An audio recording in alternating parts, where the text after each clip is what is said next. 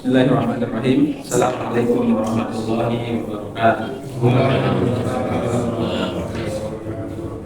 Innal hamdalillah nahmaduhu wa nasta'inuhu wa nastaghfiruh wa na'udzu billahi min shururi anfusina wa min sayyiati a'malina. May yahdihillahu fala mudilla lahu wa may yudlil fala hadiya lahu. Nashhadu an la ilaha illallah wahdahu la syarika lahu wa nashhadu anna Muhammadan abduhu wa rasuluh alladzi la nabiyya wa la rasula ba'dahu. Allahumma shalli wa sallim wa barik ala Muhammadin wa ala alihi wa ashabihi wa man tabi'ahum bi ihsanin ila yaumiddin. Amma ba'du, usi nafsi wa iyyakum bi taqwallahi faqad faza al-mu'minuna al-muttaqun. Haitsu qala ta'ala ya ayyuhalladzina amanu taqullaha haqqa tuqatih wa la tamutunna illa wa antum muslimun. Ya ayyuhalladzina amanu taqullaha wa qulu qawlan sadida yuslih lakum a'malakum wa yaghfir lakum dhunubakum wa may yuti'illaha wa rasulahu faqad faza fawzan 'azima. Masyarul muslimin jamaah salat maghrib yang semoga dirahmati oleh Allah Subhanahu wa taala. Alhamdulillahirabbil alamin.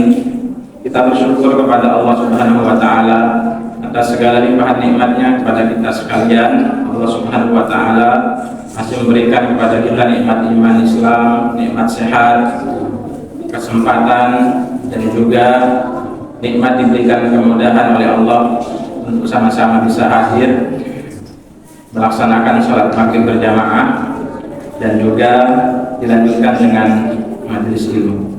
Semoga seluruh rangkaian ibadah yang kita lakukan diterima oleh Allah Subhanahu wa taala. Salawat dan salam semoga senantiasa tercurah limpahkan kepada suri tauladan kita Rasulullah Muhammad sallallahu alaihi wasallam, juga kepada keluarga beliau, para sahabatnya dan para pengikutnya yang setia mengikuti ajarannya hingga hari kiamat kelak. Ibu bapak jamaah sekalian rahimakumullah, malam hari ini kita akan melanjutkan kajian kita Mukhtasar Jami'ul Ulum wal Hikam, hadis yang keempat. An Abdullah ibni Mas'udin radhiyallahu anhu qala haddatsana Rasulullah sallallahu alaihi wasallam wa huwa as-shadiqul masduq. Hadis yang keempat dari sahabat Abdullah bin Mas'ud radhiyallahu anhu, dia berkata telah menceritakan kepada kami Rasulullah sallallahu alaihi wasallam dan beliau adalah orang yang jujur lagi terpercaya. Bunyi hadisnya, inna hadakum yujma'u khalquhu fi batni ummihi 40 yawman nutfatan. Hadis ini berbicara tentang tahapan penciptaan manusia. Sesungguhnya setiap dari kalian dikumpulkan penciptaannya di dalam perut ibunya, di dalam rahim ibunya 40 yawman, selama 40 hari berbentuk nutfah, air mani. Tsumma yakunu 'alaqatan misla dzalika. Kemudian dalam jangka waktu yang sama, 40 hari yang kedua itu diciptakan oleh Allah dalam bentuk segumpal darah. Tsumma yakunu mudghatan misla dzalika. Kemudian 40 hari yang ketiga berbentuk menjadi segumpal daging. Maka kalau misalkan ada orang keguguran di 40 hari pertama itu atau 40 hari kedua masih berbentuk gumpalan-gumpalan darah. Kalau sudah memasuki 40 hari yang ketiga itu sudah menjadi segumpal daging. Dan ini para wanita yang bisa memahami dan mengetahui tentang hal ini. Tsumma yursalu ilaihil malak. Kemudian setelah berumur 120 hari, 40 kali 3, 40 hari yang pertama berbentuk masih air mani, 40 hari yang kedua menjadi segumpal darah, 40 hari yang ketiga menjadi segumpal daging. Setelah berumur 120 hari di dalam kandungan, tsumma yursalu ilaihil malak. Kemudian Allah Subhanahu wa taala mengutus seorang malaikat, fayanfukhu fihi ruh. Kemudian malaikat itu ditugaskan oleh Allah untuk meniupkan ruh. Maka jabang bayi dalam kandungan kalau sudah berumur 120 hari itu, ini kata Nabi sallallahu alaihi wasallam, mereka sudah ada ruhnya, sudah hidup. Wa yu'maru bi arba'i kalimat. Malaikat ini diperintahkan oleh Allah untuk menulis 4 kalimat. Bikat birizkihi. Yang pertama disuruh oleh Allah untuk menuliskan tentang rezekinya. Jadi sejak di dalam kandungan Allah Subhanahu wa taala sudah menentukan rezeki bagi setiap hambanya. Kemudian yang kedua, malaikat diperintah oleh Allah untuk mencatat amalnya. Dan yang ketiga, diperintah oleh Allah untuk menentukan ajalnya. Wasyaqiyin aw sa'idin. Dan yang keempat, diperintahkan oleh Allah Subhanahu wa taala untuk menentukan apakah orang ini nanti akan menjadi orang yang sengsara hidupnya atau apakah dia akan menjadi orang yang bahagia. Jadi seluruh takdir itu itu sudah dituliskan oleh Allah sejak kita berada dalam kandungan. Awaladzi la ilaha ghairuhu, maka demi Allah yang tidak ada Tuhan selain Dia, inna ahadakum la ya'malu bi amali ahli jannah. Sesungguhnya salah seorang di antara kalian akan beramal dengan amalan penduduk surga, penghuni surga, hatta ma yakunu bainahu wa bainaha illa dhira'.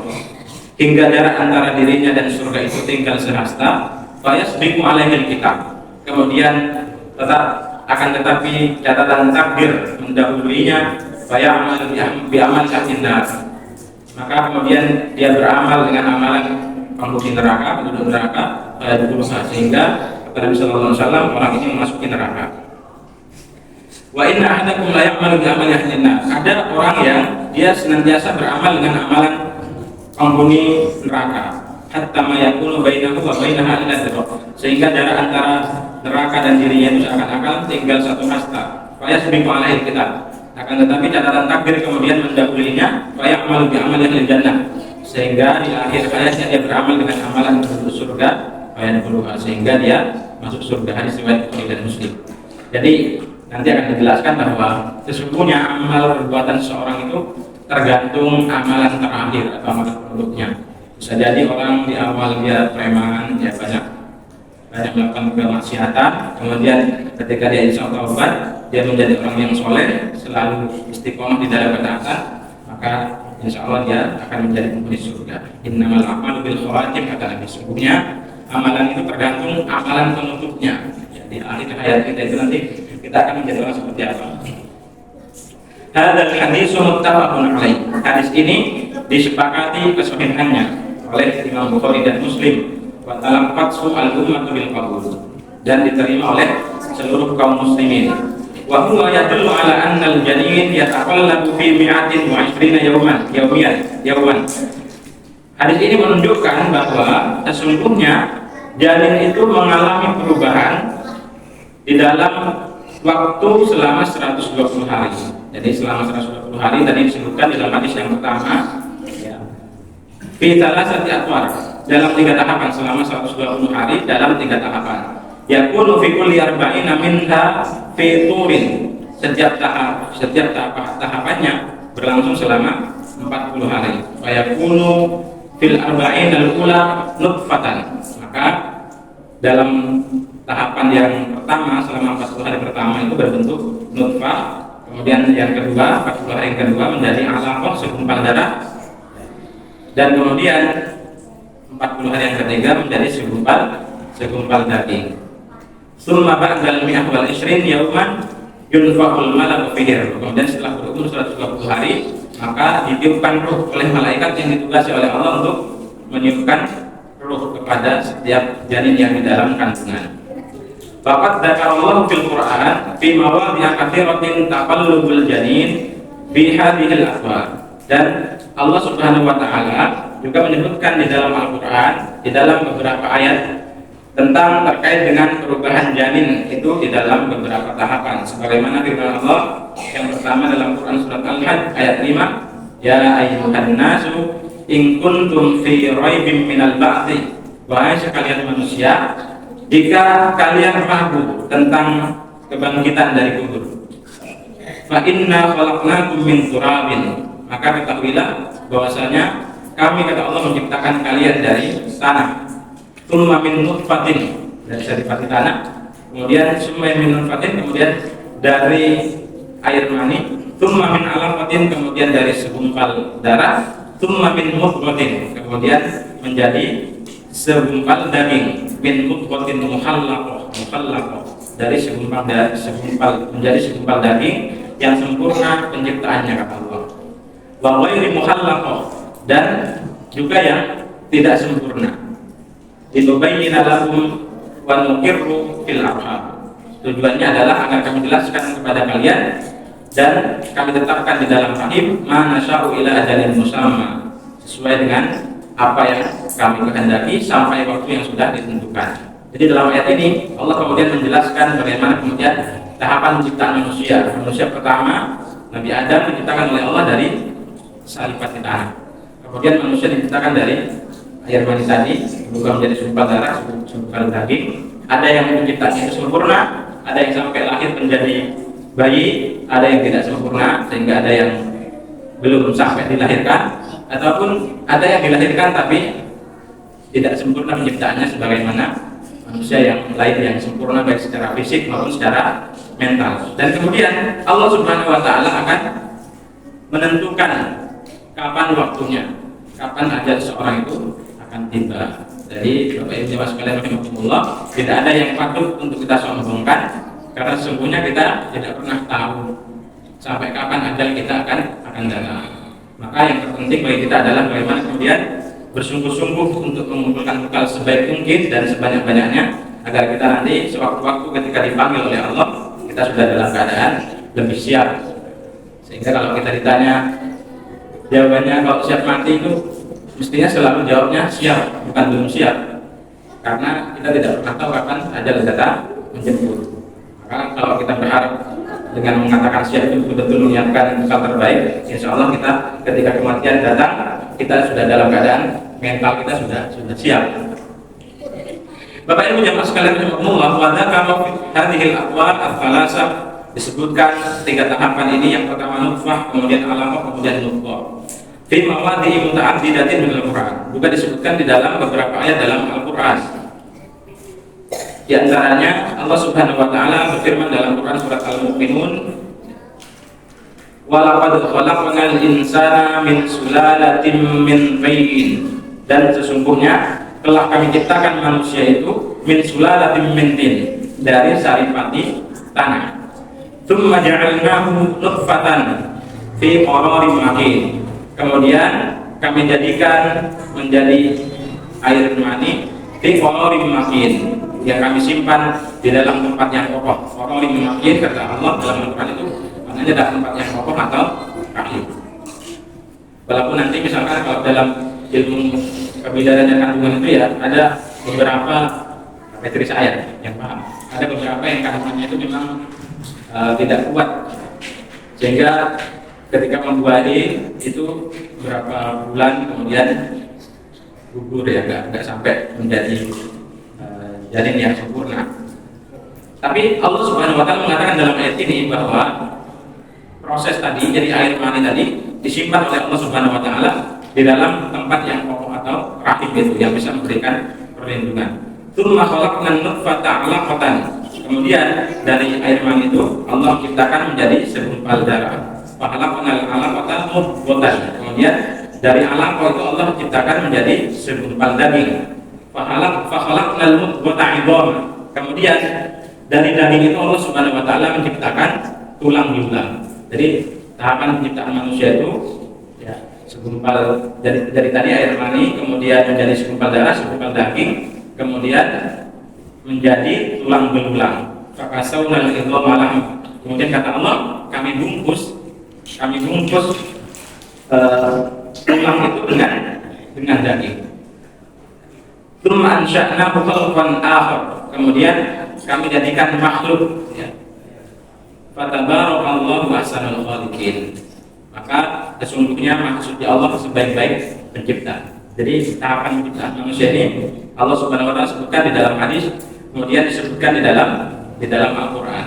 Bahwa yang pertama diciptakan dari saripati tanah, kemudian menjadi nutfah, kemudian menjadi segumpal darah, segumpal daging. Setelah itu Allah Subhanahu wa taala menciptakan tulang belulang, dan tulang belulang itu dibungkus oleh Allah dengan daging. Jadi ilmu kedokteran itu sebenarnya mengambil dari Al-Qur'an dasarnya.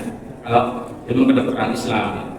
Jadi tidak benar kalau kemudian manusia itu diciptakan asal muasalnya dari kera ya. Karena kan ada yang mengatakan asal muasal manusia dari kera, padahal tidak. Allah Subhanahu wa taala menciptakan manusia itu menjadi fi ahsani taqwim, walaqad khalaqnal insana fi ahsani taqwim. Sesungguhnya kami telah menciptakan manusia itu dalam bentuk yang sebaik-baiknya. Jadi jangan kemudian disamakan dengan makhluk yang lain, disamakan dengan berhala. Fahadihi sab'u taratin, inilah 7 tahapan penciptaan manusia yang Allah sebutkan di dalam ayat ini. Ketika Allah Subhanahu wa taala menciptakan anak cucu Adam sebelum kemudian ditiupkan roh. Bahkan Ibnu Abbas yaqul, kemudian Ibnu Abbas radhiyallahu anhu berkata, "Khuliqa ibnu Adam min sab'in." Anak cucu Adam itu diciptakan dari melalui 7 tahapan tadi yang disebutkan di dalam ayat tadi yang kita bacakan. Summa ayat hadil ayat, kemudian beliau Abdullah bin Abbas membacakan ayat ini. Walaqad khalaqnal insana min sulalatin min tin, summa ja'alnahu nutfatan fi qararin makin, summa khalaqnan nutfata 'alaqatan fa khalaqnal 'alaqatan mudghatan fa khalaqnal mudghata idhama fa kasawnal idhama lahma. Jadi urut diciptakan oleh Allah disebutkan di dalam Al-Qur'an. Waqad rakhasa ta'ifatun minal fuqaha fil fuqaha lil mar'ah fi isqati ma fi batniha ma lam yunfakh firru. Ma lam yunfakh fihi ruh. Di dalam kitab ini disebutkan, tapi nanti ada kejelasannya ya. Maka sungguh sebagian ulama itu kemudian memberikan keringanan kepada seorang wanita yang dia menggugurkan kandungan selama belum ditiupkan ruh, selama belum berumur 120 hari. Wa ja'aluhu kal azal. Dan ulama yang mengambil pendapat ini itu menyamakannya dengan azal. Azal itu tahu ya? Nggak bisa jelaskan kan anak kecil ya. Menyamakan dengan azal di luar, ya, mengeluarkannya di luar. Wa huwa qaulun dhaif. Tapi pendapat ini adalah pendapat yang dhaif. Sehingga nanti jangan kemudian diambil kesimpulan ketika umurnya belum 120 hari berarti digugurkan kemudian sah. Ini pendapat yang lemah. Ya, walaupun sebagian ada yang mengatakan bahwa seorang wanita menggugurkan kandungannya itu boleh ketika belum berumur 120 hari sebelum ditiupkan ruh. Tapi ini sekali lagi adalah pendapat yang dhaif, pendapat yang lemah. Karena apapun alasannya, menggugurkan kandungan itu adalah perbuatan yang diharamkan oleh Allah Subhanahu wa taala. Karena termasuk membunuh jiwa manusia. Kecuali kalau dokter memang menyarankan, ya misalkan karena kandungannya ini memang tidak baik, tidak memberikan maslahat untuk anak yang dikandung ataupun orang tuanya, maka biasanya dokter kemudian menyarankan untuk digugurkan. Karena dulu ada teman saya juga, istrinya itu sudah hamil, kemudian sudah lebih dari 120 hari umurnya, tapi kata dokter ini tidak ada perkembangan, masih kecil, ya. Artinya tidak berkembang jadinya itu, sehingga kemudian dokter menyarankan untuk digugurkan. Maka kalau menggugurkan kandungan itu nanti kita harus melihat bagaimana kemudian konsep Allah Subhanahu wa taala dan Rasulnya dalam Al-Quran menjelaskan. Kemudian setelah itu baru kita tanya ke dokter yang kemudian mengambil kesimpulan sendiri. Ini gitu ya. Jadi jangan kemudian mengambil kesimpulan sendiri ya. Maka tidak ada alasan kemudian bagi seorang muslimah untuk menggugurkan kandungan. Harus terus berusaha dan bertawakal kepada Allah bahwa janin yang dikandung itu adalah anugerah dari Allah Subhanahu wa taala. Orang banyak juga di antara kita itu, di antara kaum muslimin yang menikah sudah puluhan tahun tapi tidak belum hamil. Ada yang gampang hamil tapi malah justru digugurkan oleh mendalik. Maka disyukuri Bapak Ibu ya. Jangan pernah kemudian ketika kita nambah anak bisa menjadikan kita fakir ya. Karena ada kan orang-orang yang ketika ditanya itu kenapa enggak segera punya anak, ya, jawabannya itu khawatir nanti kalau anaknya nambah nanti pengeluaran semakin banyak sehingga menjadi fakir. Itu fakir itu bukan alasan, karena setiap anak itu diciptakan oleh Allah datang dengan rezekinya sendiri, sudah Allah tetapkan. Maka kata Allah dalam Al-Quran itu tidak ada binatang melata pun di muka bumi ini melainkan sudah Allah tanggung rezekinya. Wa ma min dabbatin fil ardi illa 'ala Allahi rizquha. Tidak ada satu binatang melata pun yang hidup di muka bumi ini melainkan Allah pasti tanggung rezekinya. Apalagi kita manusia ya. Manusia itu pasti Allah tanggung rezekinya dengan catatan kita harus berusaha bekerja. Burung saja di pagi hari dia pergi dari sangkarnya dalam keadaan perut kosong, kemudian nanti kembali sudah kenyang. Maka setiap manusia pasti mendapatkan rezeki, kecuali yang tidak mau berusaha. Laqad sarraha ashabuna bi annahu, para ulama yang sejalan dengan Imam Ibnu Rajab Al-Hambali, dia menjelaskan idza shara al-balad alaqatan, jika sudah menjadi segumpal darah, lam yajuz isqatuhu, maka tidak boleh kemudian digugurkan. Kalau tadi yang pertama 40 hari itu hanya bentuknya nutfah, kemudian kalau kata Ibnu Rajab Al-Hambali dan para ulama yang sejalan dengannya, ketika sudah menjadi segumpal darah nutfah alaqah artinya, maka tidak boleh kemudian hukumnya digugurkan. Artinya apa? Menggugurkan kandungan itu tanpa sebab, tanpa alasan yang syar'i, itu hukumnya haram. Kemudian sabda Nabi sallallahu alaihi wasallam, "Fawalladzi la ilaha ghairuhu," maka demi Allah yang tidak ada Tuhan selain Dia, "inna ahadakum la ya'malu bi amali ahlil jannah." Sesungguhnya seseorang di antara kalian dia akan beramal dengan amalan penduduk surga. Artinya orang baik, dia selalu beramal baik. Kemudian di akhir hayatnya dia beramal dengan amalan penduduk neraka. Maka kata Nabi sallallahu alaihi wasallam, dia termasuk penghuni neraka. Ila innahu mudrajun min kalam Ibnu Mas'ud. Bagian ini merupakan sisipan dari perkataan Ibnu Mas'ud.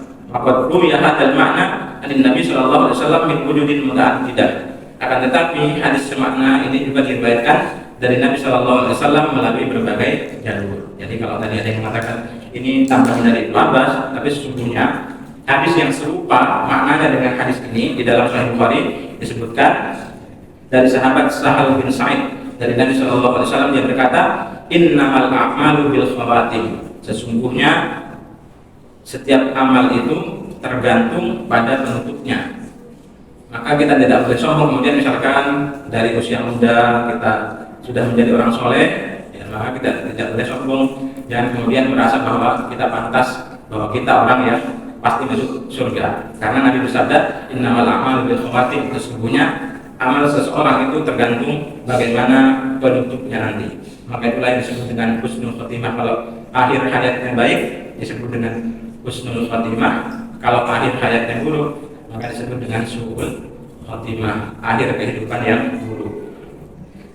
Dalam Sahih Muslim, Nabi sallallahu alaihi wasallam bersabda dari sahabat Abu Hurairah radhiyallahu anhu, "Innar rajula la ya'malu az-zaman at-tawil." Sesungguhnya seseorang senantiasa beramal dalam waktu yang lama dengan amalan-amalan penghuni surga, tsumma yukhtamu lahu 'amaluhu bi 'amali ahlin nar. Kemudian di akhir hayatnya dia tutup amalannya itu dengan amalan penghuni neraka, artinya amalan-amalan maksiat yang mendatangkan dosa.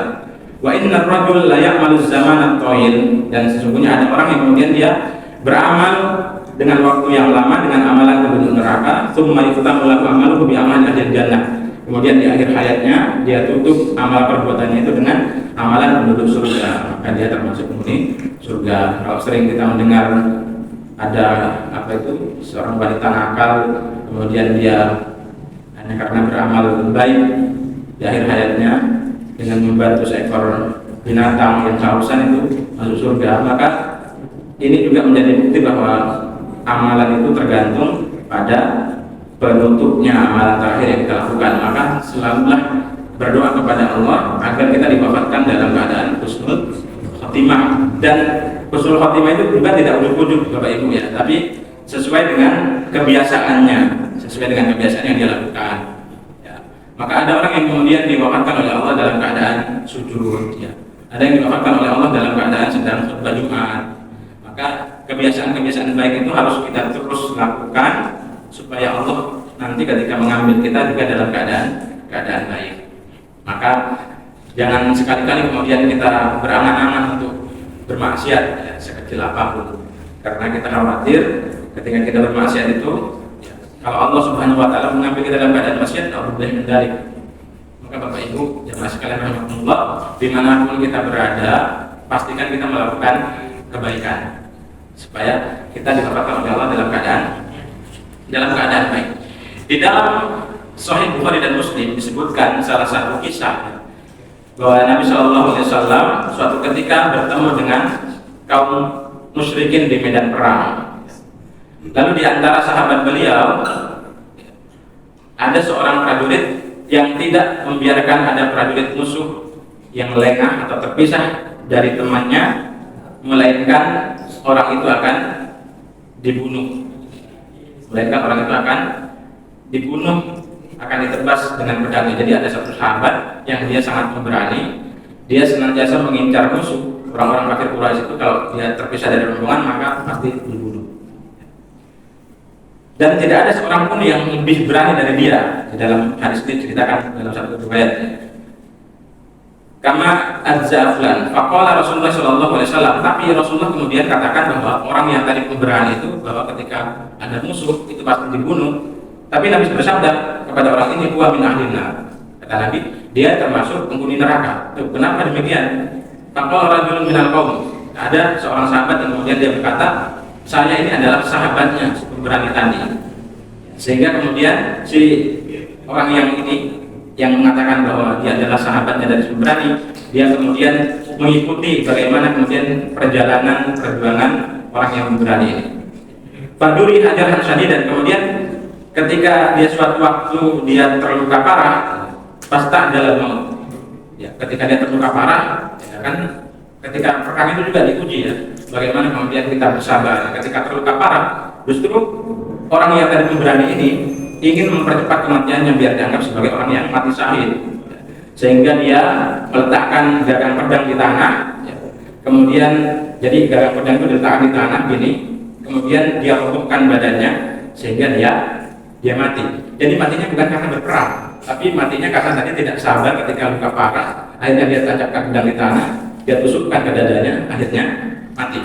Kemudian kata Nabi Sallallahu Alaihi Wasallam, dia termasuk penghuni neraka karena dia bunuh diri, bukan matinya karena melawan orang-orang kafir Quraisy tadi. Nah, maka jemaah sekalian, kalau tadi ya di awal dia sebagai orang pemberani, kalau ada musuh pasti ditebas langsung dipedang, dibunuh. Tapi ketika dia terluka parah, dia nggak sabar,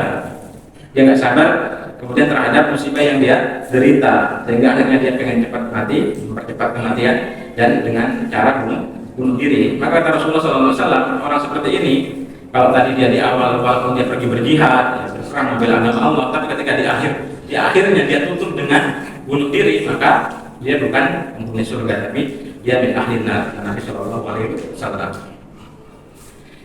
Innar rajula la ya'malu amal ahlil jannah fima yabdulin nas. Kemudian Nabi Sallallahu Alaihi Wasallam menjelaskan terkait dengan orang ini di dalam hadis yang lain. Sesungguhnya seseorang akan beramal dengan amalan penduduk surga dengan fima yabdulin nas, dalam penglihatan manusia. Artinya ada orang-orang yang beramal dengan amalan penduduk surga yang nampak di penglihatan manusia, wa huwa min ahlin nar, padahal dia adalah penghuni neraka, kata Nabi sallallahu alaihi wasallam. Wa inna rajula la ya'malu amala ahlin nar fima yabdulin nas. Dan ada orang yang dia beramal dengan amalan ahli neraka yang nampak oleh penglihatan manusia kayaknya orang jahat. Bahwa min ahlil jannah, akan tetapi ternyata dia adalah penghuni surga. Maka kita tidak boleh kemudian menghukumi orang ketika dia misalkan menurut kita ini kayaknya orang jahat ini karena mukanya serem gitu ya misalkan, sehingga kemudian menghukumi ini pasti masuk neraka. Padahal kata Nabi Sallallahu Alaihi Wasallam, ada orang yang kemudian nampaknya dia menurut orang lain dia adalah penghuni neraka, tapi ternyata dia min ahlil jannah.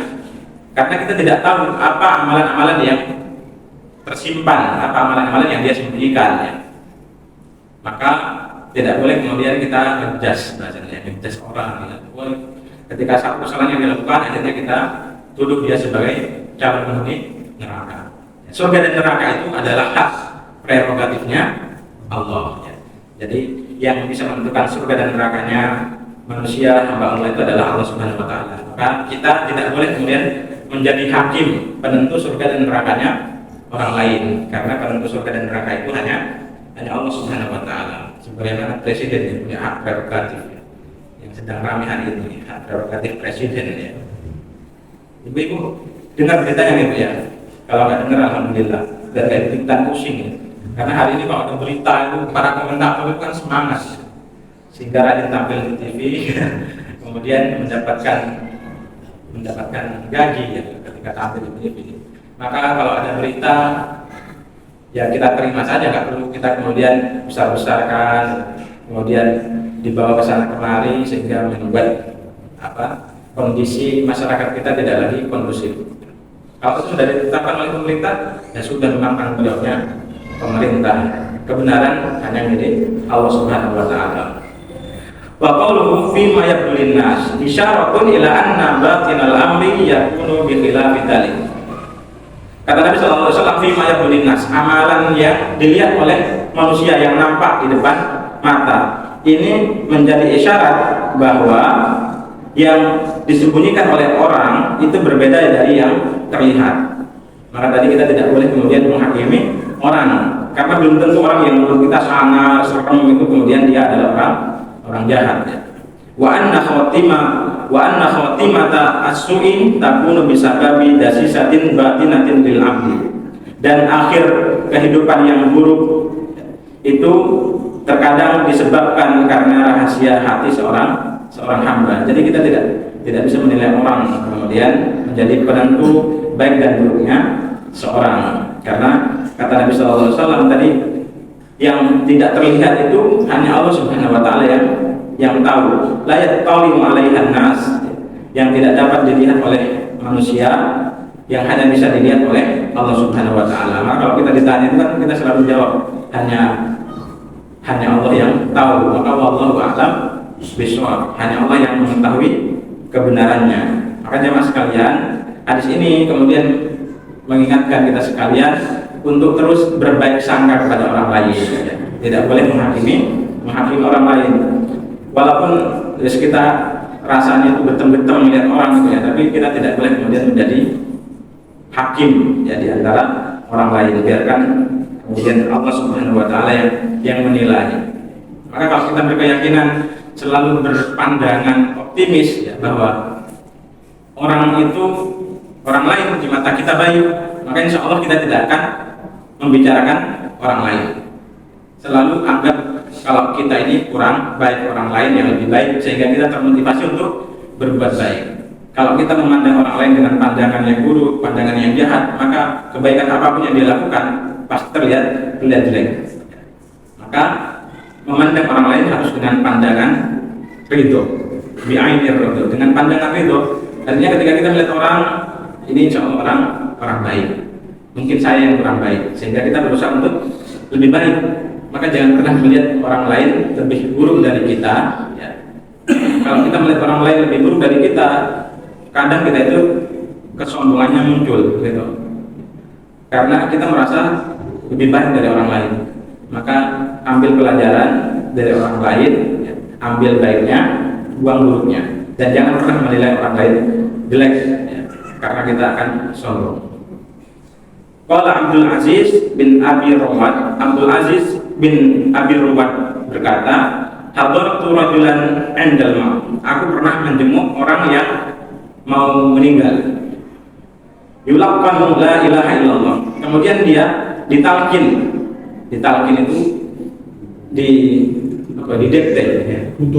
Dituntun ya. Dituntun mengucapkan la ilaha illallah sebelum dia mati.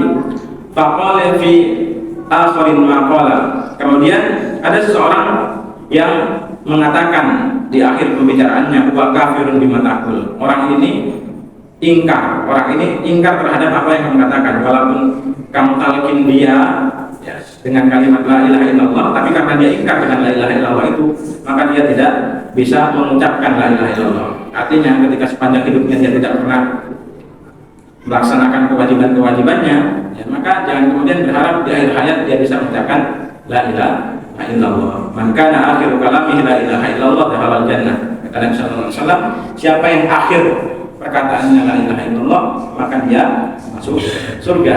Tapi mengucapkan la ilaha illallah di akhir hayat itu tidak gampang Bapak Ibu. Kalau tidak taat syariat, maka dia akan sulit untuk mengucapkan la ilaha illallah. Salah satu ciri husnul khatimah itu adalah di akhir hayat bisa mengucapkan la ilaha illallah. Maka kalau ada orang sakit yang kemungkinan sudah terminal ya bahasa medisnya itu ya, sudah buruk pasiennya itu, maka yang nunggu itu jangan sampai cerita kalau ngidul. Yang nunggu itu harusnya senantiasa mengatakan la ilaha illallah, terus la ilaha illallah. Ini yang disebut dengan talqin ya. Menuntun orang yang mau mati itu dengan kalimat la ilaha illallah, dengan harapan yang keluar dari lisannya itu selalu la ilaha illallah. Tidak ada Tuhan selain Allah Subhanahu wa taala. Fasa'altu anhu. Kemudian ya, Abdul Aziz bin Abi Ruwad ini bertanya ada apa sebenarnya orang ini kok tidak bisa mengucapkan la ilaha illallah. Faida huwa mudmin khamrin. Ternyata orang yang ditalkin ini tadi dia adalah pecandu khamr, pecandu minuman keras, sehingga tidak bisa mengucapkan la ilaha illallah di akhir hayatnya. Fakana Abdul Aziz yaqul, maka Abdul Aziz kemudian berkata, ittaqul dzunub, takutlah kalian terhadap dosa. Fa innaha hiyallati awqathu, karena sesungguhnya dosa itu bisa menjerumuskan kepada neraka. Jadi tadi karena kemaksiatan yang dilakukan ketika dia hidup senantiasa mengkonsumsi khamr ya, atau yang mungkin kalau sekarang ada narkoba dan sejenisnya, sabu-sabu gitu ya, itu kan termasuk hal-hal yang diharamkan oleh Allah. Maka kemaksiatan itu kemudian menghalangi seseorang untuk bisa mengucapkan la ilaha illallah di akhir hayatnya.